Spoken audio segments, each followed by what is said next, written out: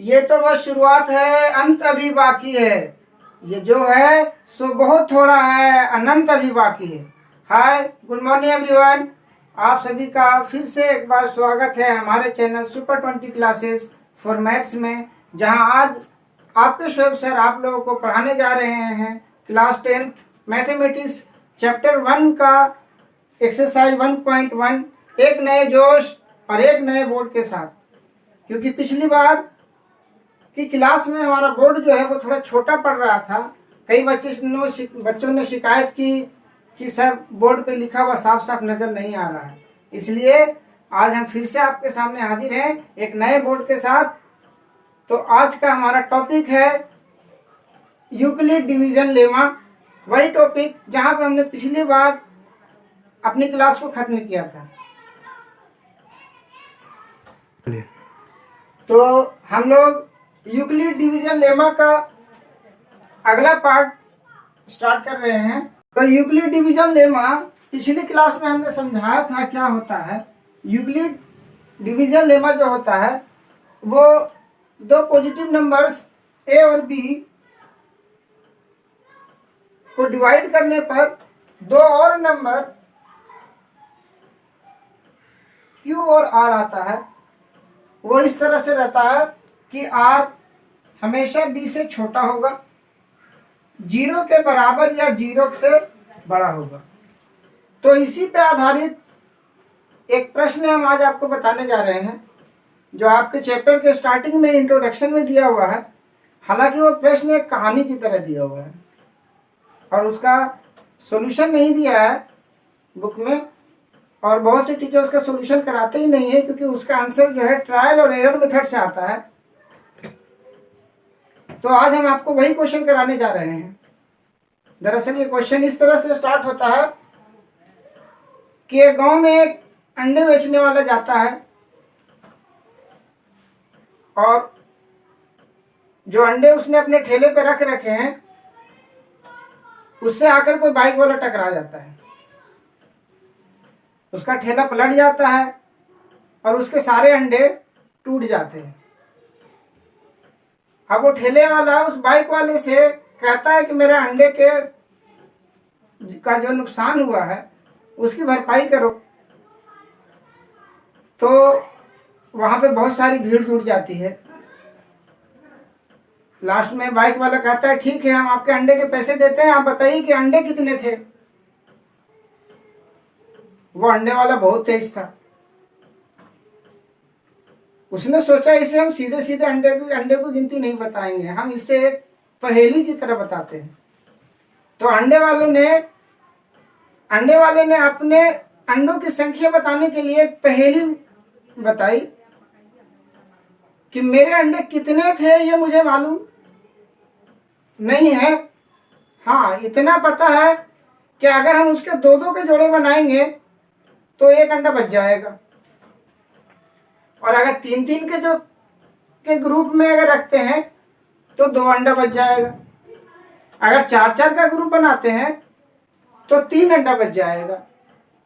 अगर पांच पांच के ग्रुप बनाया जाए तो चार अंडा बचेगा, और अगर छह छह का ग्रुप बनाया जाए तो पांच अंडा बचेगा, और अगर सात का ग्रुप बनाया जाए तो एक भी अंडा नहीं बचेगा, यानी सात से वो पूरा पूरा कट जाएगा। अब इस प्रश्न को हम लोग इस तरह से समझते हैं, ए बराबर बी क्यू प्लस आर। दरअसल ये प्रश्न जो हल होगा वो यूक्लिड डिवीजन लेमा पर ही हल होगा। तो पिछली क्लास में हमने बताया था यूक्लिड डिवीजन लेमा के बारे में डिटेल में, और उसका फॉर्मूला बताया था कि इसमें होता है ए बराबर बी क्यू प्लस आर, जहां आर बी से छोटा, जीरो से बड़ा या जीरो के बराबर होता है। अब उस अंडे वाले के कथन को हम लोग इस स्टेटमेंट के हिसाब से रखते हैं। तो अंडे वाले ने कुल 6 स्टेटमेंट बताई। तो 6 स्टेटमेंट के लिए इस बी की जगह पे हम 6 अलग अलग अल्फाबेट्स रखेंगे, क्योंकि सब अलग अलग स्टेटमेंट है। तो मान लेते हैं कि पहली स्टेटमेंट है ए बराबर बी क्यू प्लस आर, दूसरी स्टेटमेंट है ए बराबर सी क्यू प्लस आर, तीसरी स्टेटमेंट है ए बराबर डी क्यू प्लस आर, चौथी स्टेटमेंट है ए बराबर ई क्यू प्लस आर, पांचवी स्टेटमेंट है ए बराबर एफ क्यू प्लस आर, और छठी स्टेटमेंट है ए बराबर जी क्यू प्लस आर। अब इस हर स्टेटमेंट को बारी बारी से समझते हैं। पहला स्टेटमेंट उसने कहा कि अगर हम अपने अंडे के दो के जोड़े बनाते हैं तो एक अंडा बच जाता है, यानी शेषफल एक होता है। जोड़ा दो का बनाना है, यानी कि 2 से गुना करेंगे, और ए हमारा जो है वो अंडों की संख्या है। तो पहले स्टेटमेंट के आधार पर निकल के आता है ए बराबर 2q प्लस 1, जहां r जो है देखिए b से छोटा है, b का मान 2, r का मान 1, और यही हमारा कहता है स्टेटमेंट कि r का मान जो है वो b से छोटा होना चाहिए। r का मान 0 भी हो सकता है और 0 से बड़ा भी हो सकता है, मगर b से छोटा होना चाहिए। अब इसी तरह इसके दूसरे स्टेटमेंट को लेते हैं कि अगर अंडों की गिनती को अगर 3 का जोड़ा बनाया जाए तो 2 अंडे बच जाते हैं, यानी कि a बराबर 3q प्लस 2। तीसरी स्टेटमेंट को लेते हैं जो कहता है कि अगर अंडों की गिनती को 4 का जोड़ा बनाया जाए, a बराबर 4q प्लस 3 अंडे बच जाते हैं। चौथी स्टेटमेंट पे आते हैं कि अंडों की गिनती को अगर 5 के जोड़े में अगर रखा जाए तो 4 अंडे बच जाते हैं, यानी कि a बराबर 5q प्लस 4। पांचवी स्टेटमेंट, अगर अंडों की गिनती को 6 के जोड़े में रखा जाए तो 5 अंडे बच जाते हैं। और लास्ट स्टेटमेंट कहता है कि अगर अंडों की गिनती को 7 का जोड़ा बनाया जाए तो कोई अंडा नहीं बचेगा, यानी कि 7q प्लस 0। अब जो है इस हर स्टेटमेंट को हम लोग समझते हैं, तो इससे ये पता चलता है कि अंडों की जो गिनती जो है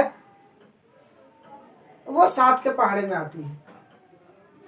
वो हिंट के लिए एक चीज और बताता है कि अंडे कितने थे ये तो नहीं पता है, लेकिन हाँ इतना ध्यान है कि अंडे जो थे मेरे वो 150 से कम थे। तो हमें 2 चीजें मालूम हो गई कि एक तो जो अंडे थे वो 7 से पूरा विभाजित होता है, और दूसरी चीज मालूम हो गई कि अंडे जो हैं वो 150 से कम हैं। अंडे जो है वो 150 से कम है। अब हम लोग देखते हैं कि 7 के पहाड़े में जो है 150 से कम में कौन कौन सी संख्याएं आती है। तो 7 के पहाड़े में 150 से कम में पहली जो संख्या आती है वो है 147। दूसरी संख्या जो आती है वो आती है 140। इसके बाद आता है 133। इसके बाद आएगा 126। इसके बाद आएगा 119। इसके बाद आएगा 112। इसके बाद आएगा 105। तो इस प्रश्न का जो हल निकलता है वो trial and error Vidhi method से निकलता है। अब ये ट्रायल और एरर मेथड क्या होता है? ट्रायल और एरर मेथड जो होता है वो और क्वेश्चनों से हट के होता है। इसमें हम लोग उल्टा चलते हैं, पहले किसी नंबर को आंसर मान लेते हैं कि ये हो सकता है सही हो, फिर उसको हम अपने फॉर्मूले पे बैठा के देखते हैं कि ये हमारे फॉर्मूले पे फिट बैठ रहा है या नहीं। जो आंसर हमने सोचा था अगर फिट बैठ जाता है तो हम कहते हैं हाँ यही इसका आंसर है। अगर फिट नहीं बैठता है तो फिर हम अगला ऑप्शन ट्राई करते हैं। तो इस क्वेश्चन को भी हम लोग ट्रायल और एरर मेथड से सॉल्व करेंगे। अब ट्रायल और एरर मेथड में पहली कंडीशन को देखिए।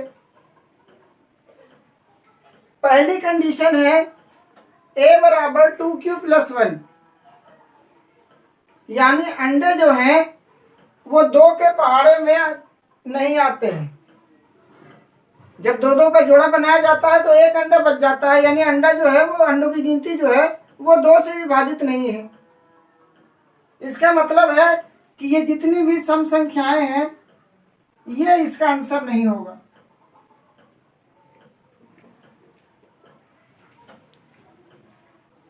अब बचा 147, 143, 119, 105 और लास्ट तक 7 तक। अब एक एक करके हम लोग ट्राई करते हैं। जो भी आंसर आएगा वो इस सारी सिचुएशन को जो है सेटिस्फाई करना चाहिए। उस आंसर को ये 6 के 6 कंडीशन पूरी करनी है। यदि अंडों की संख्या जो थी अगर माने कि 147 थी तो a बराबर 147 मानेंगे, और इसमें देखेंगे कि एक माइनस करने पर वो 2 से विभाजित होता है या नहीं होता है। तो 147 में से 1 माइनस करते हैं, ये हो गया 146, और हम लोग जानते हैं कि 146 जो है वो 2 से पूरा विभाजित होता है। तो इस तरह से 147 जो है पहली कंडीशन को सेटिस्फाई कर रहा है, लेकिन अभी इस 5 को और इसे सेटिस्फाई करना है। जो इस 6 कंडीशन को सेटिस्फाई करेगा वही इसका आंसर होगा। अब आते हैं दूसरी कंडीशन पे कि अगर 147 में से 2 माइनस कर दिया जाए तो वो 3 से पूरा कटना चाहिए। तो 147 में से 2 माइनस कर देते हैं तो 145 3 के पहाड़े में आता है या नहीं? 3 बन जा, 3 4 जा 12 और बचा 2, यानी कि ये 3 के पहाड़े में नहीं आता है। दूसरी कंडीशन को जो है 147 सेटिस्फाई नहीं कर पा रहा है, इसलिए ये भी इसका आंसर नहीं है। इसी तरह हम लोग अब 133 को चेक करेंगे। तो 133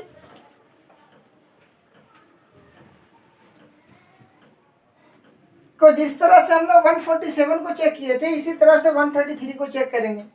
133 एक ही जगह पे रखेंगे तो 133 एक माइनस करेंगे बराबर हो गया 132। और अब देखते हैं कि ये 2 के पहाड़े में आता है या नहीं। 132 चूंकि सम संख्या है इसलिए जाहिर सी बात है कि ये 2 के पहाड़े में आएगा, तो पहली कंडीशन को ये भी सेटिस्फाई कर रहा है। अब देखते हैं दूसरी कंडीशन को सेटिस्फाई करता है या नहीं करता है। तो 133 में से जो शेषफल है तो वो माइनस करेंगे, यानी कि 131 को अब 3 से विभाजित होना चाहिए। 131 3 के टेबल में नहीं आता है, 3 के पहाड़े में नहीं आता है, यानी कि 133 भी दूसरी कंडीशन को सेटिस्फाई नहीं कर रहा है, इसलिए 133 भी इसका आंसर नहीं होगा। अगला नंबर है 119 का। 119 अब तक तो इतना आइडिया मिल गया होगा कि ये विषम संख्या है, इसलिए पहली कंडीशन को ये सेटिस्फाई कर देगा। दूसरी कंडीशन को चेक करते हैं तो दूसरी कंडीशन के लिए इसमें से 2 माइनस करेंगे, यानी कि 119 माइनस 2, ये हो गया 117। अब इसे 3 से पूरा पूरी कटना चाहिए, तो 3 से काट के देखते हैं। 3 एकम 3, 3 3 9, 3 9 27, कट गया। दूसरी कंडीशन भी पूरी हो गई।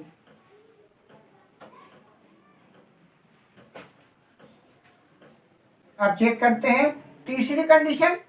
तीसरी कंडीशन के लिए 119 में से 3 माइनस करेंगे,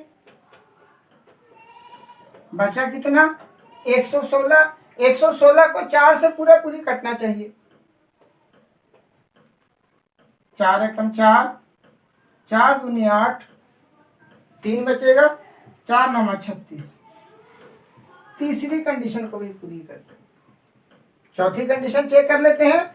तो 119 में से 4 घटाएंगे, 115 बचा। 115 5 से पूरा पूरी कटना चाहिए। 5 दूनी 10, 5 दिए 15। तो इस तरह से हम लोग क्या देखेंगे कि 119 जो है ये सातों की सातों कंडीशन को जो है ये पूरी करता है, इसीलिए इसका आंसर है 119। यानी उस अंडे बेचने वाले के पास कुल 119 अंडे थे। तो आपकी किताब में पहले ही पेज पे इंट्रोडक्शन में ये वाला क्वेश्चन आपको दिया हुआ है कहानी के रूप में, और आपको जो है इसका आंसर डायरेक्ट दे दिया गया है, सॉल्यूशन नहीं दिया गया है। तो इस तरह से हमने आपको इसको सॉल्यूशन बताया कि इसका सॉल्यूशन निकलता किस तरह से। अब जो हमारा अगला टॉपिक जो है, इसी में एक क्वेश्चन और आता है यूक्लिड डिवीजन लेमा में। वो आता है किसी पूर्णांक के वर्ग को सिद्ध करने के लिए कि सिद्ध कीजिए कि किसी भी धनात्मक पूर्णांक का रूप जो होता है वो 3m या 3m+1 के रूप में होता है। तो अगला क्वेश्चन हम लोग जो करने जा रहे हैं वो ये करने जा रहे हैं कि सिद्ध करें कि किसी धनात्मक पूर्णांक का वर्ग 3m या 3m+1 के रूप में होता है। To show that the square of every positive integer number is of the form 3m और 3m+1। इस क्वेश्चन को हम लोग किस तरह से करते हैं, तो फिर वही जो हम आपको पिछली क्लास में भी एक क्वेश्चन बताए थे इसी टाइप का, कि जो भी हमें क्वेश्चन मिलता है इस क्वेश्चन को हम लोग इस फॉर्मूले पे से कंपैरिजन करते हैं, a बराबर BQ+R से। तो अगर इसको भी हम लोग इससे कंपैरिजन करें तो b का जो मान जो आता है, b का मान आता है 3 और r का मान हम लोग जितने संभव है 3 से कम वो सारे मान हम लोग लेते हैं। यानी r का मान 2 हो सकता है क्योंकि r जो होता है वो b से छोटा होता है। r का मान 1 हो सकता है, r का मान 0 हो सकता है। इन मानों को रख के हम लोग ये निकालते हैं कि नंबर क्या क्या हो सकता है। तो नंबर हमारा निकलता है इससे r का अलग अलग मान रखने पर कि a बराबर हो सकता है,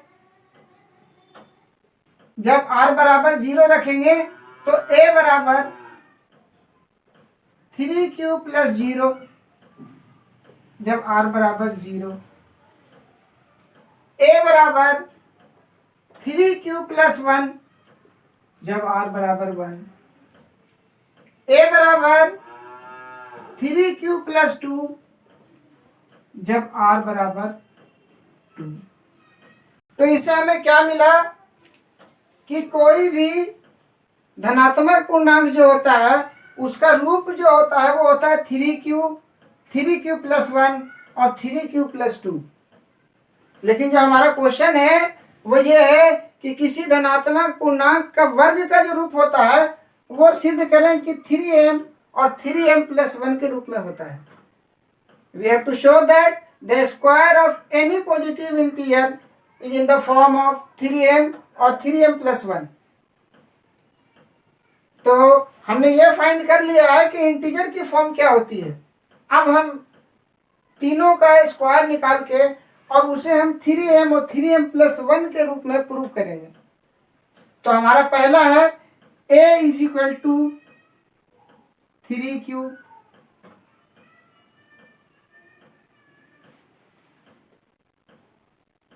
लेकिन हमें फाइंड करना है a स्क्वायर। तो a स्क्वायर निकालते हैं। a स्क्वायर = 3q का स्क्वायर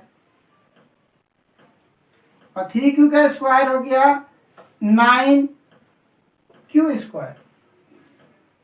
अब ध्यान ये रखना है कि हमें जो प्रूव करना है वो 3m प्रूव करना है, यानी ये बाहर वाली संख्या देखना है कि हमें बाहर में क्या लेके आना है। तो बाहर में हमें 3 लाना है, तो इस 9 को 2 पार्ट कर देंगे जिससे कि हमें एक 3 मिल जाए और बाकी उसका अगला पार्ट जो कुछ भी हो। तो इसे हम कर देते हैं 3 और अगला पार्ट जो बचा 3q स्क्वायर। अब देखिए यहीं पे आपको जो है इस टेक्निक को समझना है कि यहाँ पे क्या किया जाता है। क्योंकि q जो है, q कोई पूर्णांक है, इंटीजर है। पूर्णांक का मतलब है सभी धनात्मक संख्याएं, सभी ऋणात्मक संख्याएं और 0। तो इसका स्क्वायर भी जो होगा वो भी एक इंटीजर ही रहेगा, पूर्णांक ही रहेगा। और 3 से गुना भी करेंगे उसको तब भी वो पूर्णांक ही रहेगा, क्योंकि पूर्णांक में अनंत तक की संख्याएं आती हैं। तो हम लोग बाकी जो पार्ट जो बचा है 3 के अलावा, इसको हम लोग मान लेते हैं कि 3q स्क्वायर बराबर m, जहां m कोई इंटीजर है, m बिलोंग्स टू I। और इस 3q स्क्वायर की जगह पे m रख देते हैं, तो ये हो गया हमारा 3m। अब चलते हैं इसके अगले पार्ट पर। एक और रूप होता है इसका, वो होता है 3q+1। अब इस 3q+1 को भी हम लोग स्क्वायर करके और उसे हम लोग इस रूप में लाने की कोशिश करेंगे। तो a बराबर 3q+1 हमें चाहिए स्क्वायर, तो a का भी स्क्वायर कर देते हैं और इस 3q+1 का भी स्क्वायर कर देते हैं। क्योंकि इसके अंदर 2 पद है, तो यहाँ पे हम लोग a+b का होल स्क्वायर का फॉर्मूला लगाते हैं, जो होता है a² + 2ab, a की जगह पे 3q, b की जगह पे 1 प्लस b का स्क्वायर यानी कि 1 का स्क्वायर।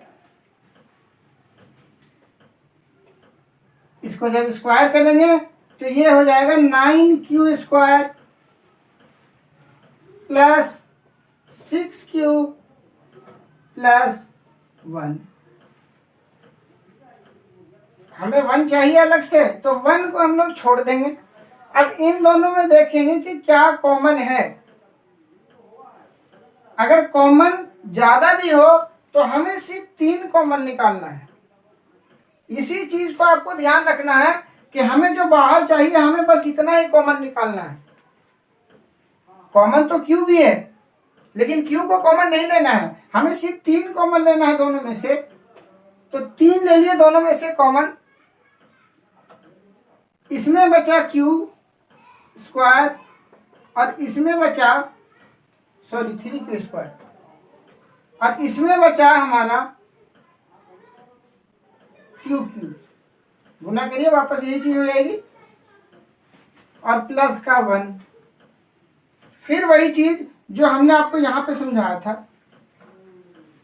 कि Q है जो है वो एक पूर्णांक है, उसका स्क्वायर ही पूर्णांक रहेगा।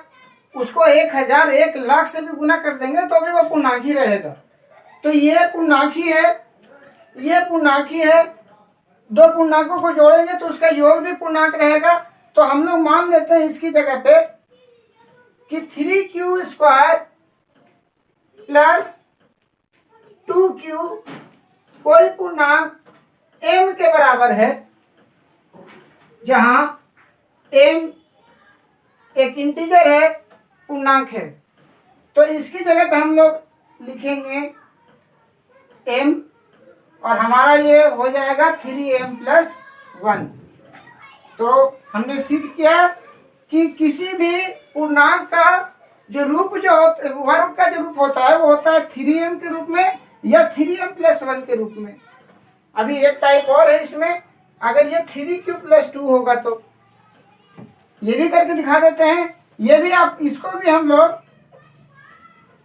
3m प्लस के 1 के रूप में लिख सकते हैं। इस तरह से वैसे ही जैसे कि हमने बाकी के दो को लिखा है। a² बराबर 3Q प्लस 2 का होल स्क्वायर। a बराबर 3Q प्लस 2 है, इसलिए स्क्वायर कर दिया direct. a² plus 2ab plus b²। ये हो गया 9Q², 2 3 6 और 6 दूनी 12, 12Q प्लस 2 का स्क्वायर 4। अब देखिए यहाँ क्या आ रहा है, लास्ट में आ रहा है 4, लेकिन हमें चाहिए लास्ट में 1। हमें जो चलना है वो हमें इसको देख के चलना है। तो यहाँ पे इसको हम लोग इसके दो पार्ट कर देंगे, एक पार्ट 1 लेंगे और दूसरा पार्ट कुछ भी बचे उससे हमें मतलब नहीं है। एक पार्ट हमें 1 चाहिए, ये हमारे काम की चीज है। तो 9Q² plus 12Q plus 3 plus 1, 4 को दो पार्ट में लिख दिए, एक पार्ट 3 और एक पार्ट 1। फिर वही टेक्निक, यहां से हमें 3 कॉमन लेना है और बाकी जो भी बचेगा उसे हम लोग एक ब्रैकेट में लिखेंगे। इसमें इसमें इसमें तीनों में देखिए 3 कॉमन है, 3 निकाल लीजिए बाहर। और कुछ भी कॉमन अगर रहे भी तो उसे हमें ब्रैकेट में डाल देना है। यहां हो जाएगा हमारा 3Q², यहां होगा 4Q, यहां होगा प्लस 1 और ये प्लस 1 को अलग ही रखेंगे। फिर वही पिछली कहानी को ही दोहराना है कि इंटीजर का स्क्वायर हो, क्यूब हो, 100 गुना हो, 5000 गुना हो, 5,00,000 गुना हो, वो इंटीजर ही रहता है। तो स्क्वायर हो जाए, 4 से गुना हो जाए, उसमें 1 जुड़ जाए, वो इंटीजर ही रहेगा। बस इसको हम लोग एक अलग इंटीजर मान लेंगे, वो मानेंगे हम लोग m, और हम लोग इसे लिख देंगे 3m प्लस 1। तो हम लोगों ने क्या सीखा? हम लोगों ने यह सीखा कि किसी भी पूर्णांक का वर्ग जो होता है वो या तो 3m के रूप में होता है या 3m प्लस 1 के रूप में होता है। इसके अलावा पूर्णांक का और कोई रूप नहीं होता है। अब हमारा जो अगला ये टॉपिक जो है यूक्लिड डिवीजन लेमा, बस इसमें इतना ही आता है और इसमें से इस बेस पर एक क्वेश्चन जरूर आता है। अगला जो हमारा टॉपिक है वो है यूक्लिड डिवीजन एल्गोरिथम। तो इसको मिटा देते हैं।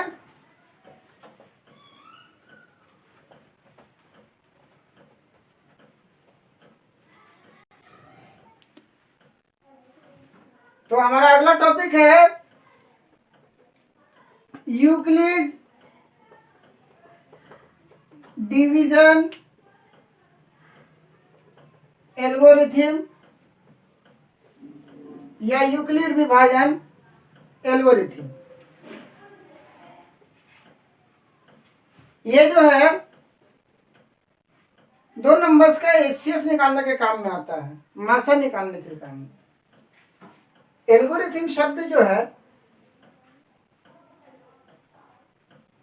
ये किसी प्रॉब्लम को सॉल्व करने के लिए जब उसमें किसी दिए हुए स्टेटमेंट को हम लोग रिपीट करके कई स्टेप में लेते हैं तो उसे एल्गोरिथम कहा जाता है। और इसे यूक्लिड डिवीजन एल्गोरिथम इसलिए कहा जाता है क्योंकि इसमें हमने यूक्लिड डिवीजन लेमा जो हमारा जो स्टेटमेंट जो है प्रमेय जो है उसका हम लोग बार बार हर स्टेप में इसका प्रयोग करते हैं। तो कोई भी 2 दिए हुए नंबर्स का एचसीएफ हम लोग यूक्लिड डिवीजन एल्गोरिथम द्वारा निकालते हैं।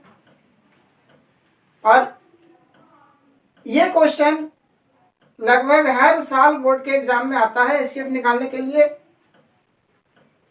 तो इसे 90% से ज्यादा चांस माने कि ये क्वेश्चन इसमें से एक क्वेश्चन इस पे आधारित आता ही आता है।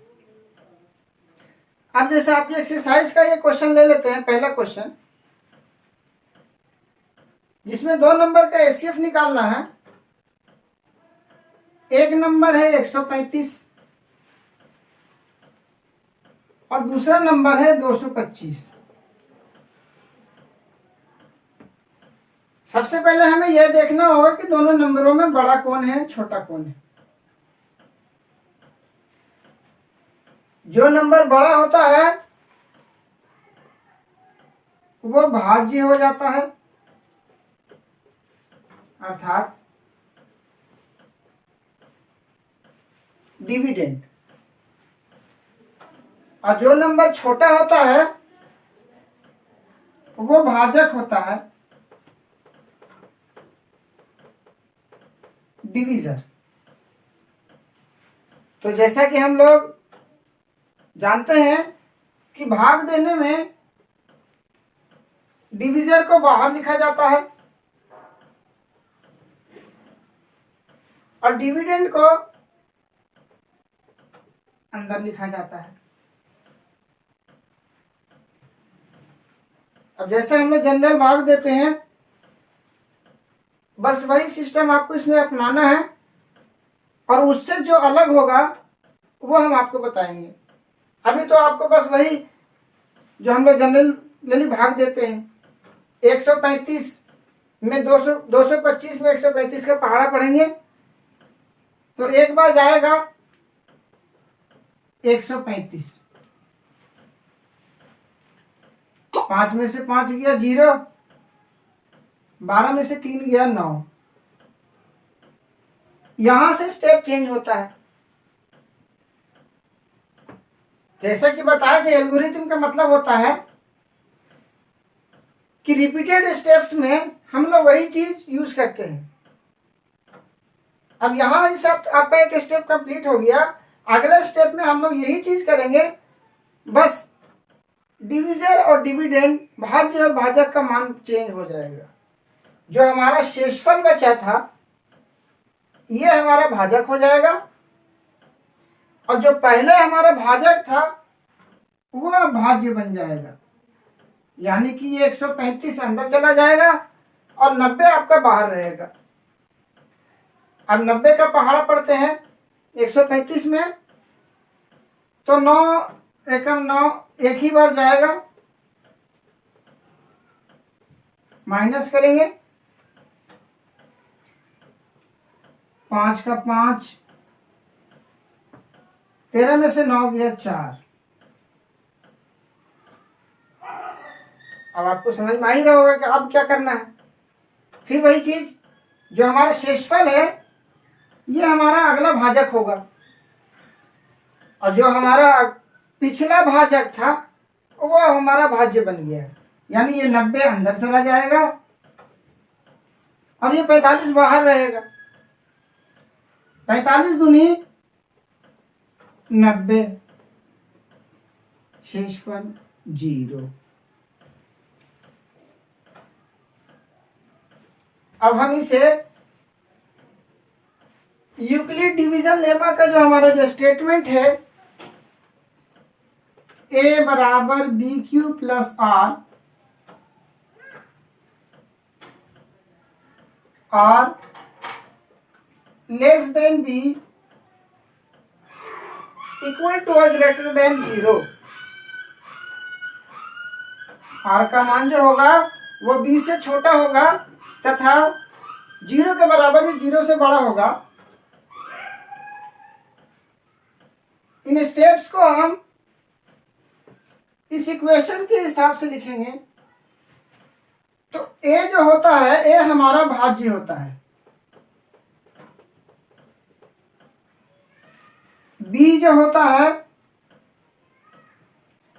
बी हमारा भाजक होता है अर्थात डिवीजन,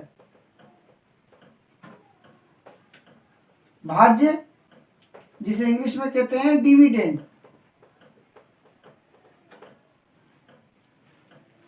क्यू जो होगा इसे कहते हैं क्वोशिएंट और हिंदी में इसे कहते हैं भागफल, जो इधर लिखाता है। और आर है हमारा शेषफल, रिमाइंडर। तो इस इक्वेशन के हिसाब से हम लोग यहाँ पे एक स्टेप, ये दूसरा स्टेप और ये तीसरा स्टेप, इन तीनों स्टेप्स को हम लोग इस इक्वेशन के हिसाब से लिखेंगे। दरअसल जो आपको नंबर मिलता है वो इस मेथड का नहीं मिलता है। नंबर जो मिलता है वो आपको इस इक्वेशन के हिसाब से लिखिएगा, उसी का नंबर मिलता है। तो बच्चों इस चीज का ध्यान रखना है कि आपको ये स्टेप जरूर लिखना है। ये काम आप चाहे तो रफ में भी कर सकते हैं, ये काम नहीं भी करेंगे तब भी आपको नंबर मिलेगा, मगर अगर इन स्टेप्स को नहीं लिखिएगा तो आपको पूरे में से पूरे नंबर नहीं मिलेंगे। तो ये स्टेप्स लिखना कंपलसरी है। तो हम आपको दिखाते हैं कि हर स्टेप्स को कैसे लिखेंगे। पहला स्टेप, 135 को लिखेंगे भाजक की जगह पे और 225 को लिखेंगे भाज्य की जगह पे। तो 225 बराबर 135 और यह है Q होता है भागफल और R होता है शेषफल। शेषफल कितना बचा था? 90। ठीक है बच्चों, यह हमारा एक स्टेप कंप्लीट हो गया। हम इन स्टेप्स को कब तक दोहराते हैं? जब तक कि शेषफल 0 ना हो जाए। और जिस स्टेप में शेषफल 0 होता है वही भाजक जो होता है, ये भाजक हमारा HCF होता है इन दोनों नंबर्स का। तो हम लोग ये वाले स्टेप भी कब तक लिखेंगे? जब तक ये शेषफल 0 नहीं हो जाए। तो अभी हम लोग क्या कहेंगे? अभी हम लोग कहेंगे चूंकि शेषफल 0 के बराबर नहीं है, इसलिए इस स्टेप को अभी हम फिर से दोहराएंगे और अगली बार में 135 जो होगा ये मेरा भाज्य होगा, 90 भाजक होगा, एक भागफल और शेषफल बचा 45। अभी भी देखिए R 0 के बराबर नहीं है। जब तक R 0 नहीं होगा तब तक इस स्टेप्स को हम लोग दोहराते रहेंगे। फिर आते हैं, क्योंकि R 0 नहीं है इसलिए फिर से अगला स्टेप। अब मेरा भाज्य जो है वो है 90, भाजक 45 और भागफल 2, शेषफल क्या बचा? 0। जैसे ही 0 आ गया आपका काम कंप्लीट। और जिससे हमने लास्ट टाइम जो भागा किया था, डिवाइड किया था, या अर्थात जो हमारा लास्ट टाइम में डिवीजर था, भाजक था, ये हो गया इन दोनों का HCF। तो अब हम लोग क्या कहेंगे? चूंकि R बराबर 0 इसलिए HCF और इन दोनों नंबर्स को ब्रैकेट में लिखते हैं 225 135। इसे पढ़ा जाता है कि 225 और 135 का HCF, यानी 225 और 135 का मासा बराबर 45। ये हो गया हमारा आंसर। और यूक्लिड डिवीजन एल्गोरिथम भी इसी के साथ खत्म। अब अगली वीडियो में इस चैप्टर के में 4 टॉपिक हैं जो हमने आपको पहली वीडियो में बताया था, चारों टॉपिकों को लिख के। तो बचे हुए 2 टॉपिक जो है वो आपको हम अगली वीडियो में देंगे। और बीच में हम 2-3 दिन क्लास नहीं डाल पाए क्योंकि बोर्ड जो था वो बहुत छोटा था, जैसा कि पहले बताया, और उसमें लिखा हुआ साफ साफ नजर नहीं आ रहा था, इसलिए 2-3 दिन क्लास का वीडियो नहीं डाल पाए। और अब मेरी पूरी कोशिश रहेगी कि ज्यादा से ज्यादा वीडियो जो है डालने की कोशिश करेंगे, क्योंकि परीक्षा में अब समय बहुत कम बच रहा है और हम चाहते हैं कि आपको इम्पोर्टेंट चैप्टर्स जो है वो हम आपको फुल डिटेल के साथ पढ़ा दें। शॉर्ट में हम कुछ भी नहीं पढ़ाएंगे, जो भी पढ़ाएंगे वो डिटेल के साथ ही पढ़ाएंगे। भले ही हो सकता है कि 1-2 चैप्टर छूट जाए, लेकिन जो चैप्टर ही पढ़ाएंगे वो फुल डिटेल में पढ़ाएंगे। तो बच्चों कमेंट में बताएं कि हमारा वीडियो कैसा लगा इस बार का। जैसा कि मैंने बताया कि नया बोर्ड है और नए बोर्ड के साथ हम में भी नया जोश है। हम भी इस नई टेक्निक से पढ़ाने में आनंद ले रहे हैं, हमें भी अच्छा लग रहा है। और इस नई टेक्निक में आप लोगों को कैसा लग रहा है पढ़ना, ये कमेंट में बताएं। और साथ ही साथ वीडियो को पूरा देखें और अपने करीबी दोस्तों को, परिवार को, जो 9th में हो या 10th में हो, वहां तक ये वीडियो को पहुंचाएं, ताकि आने वाले टाइम में या अभी करंट टाइम में उन बच्चों को मेरे द्वारा कुछ भी मदद हो सकता है तो वो इसका फायदा उठाएं। इन्हीं बातों के साथ हम अपनी बातों को खत्म करते हैं। So students, till then be connected, keep learning and keep studying. Bye bye, Allah Hafiz.